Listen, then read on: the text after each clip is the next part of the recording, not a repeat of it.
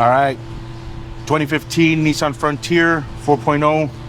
It had a P0345 doing the camshaft sensors. It's marking one, but we're gonna replace both.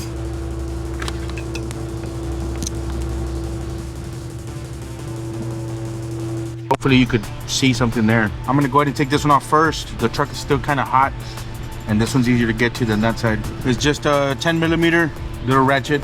I'm gonna loosen the bolts, unplug it, get it out, and then put the new one in. Then I'll switch over to that side, and hopefully I can show you that one.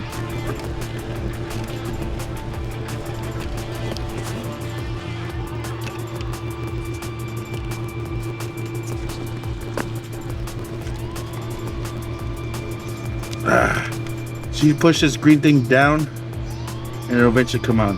They're kind of a pain to get. All right, so I'm gonna put this one on in the back and I'll plug it in after.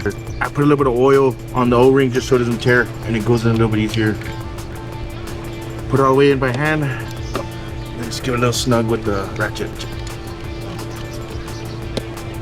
All right, you heard it click. This one's done. We'll move over to the other side. All right, so this one's harder to see. I can't even see it. I'm gonna try to put the camera in here.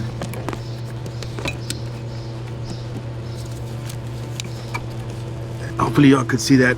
All right, got it out. I wound up having to unplug it there. Sometimes I can sneak them out. I couldn't get this one for some reason. Unplugged it, same thing, pushed the green button in. It was pretty stuck, popped it off, take the bolt out, and I'm gonna drop the new one in and tighten it up, connect it.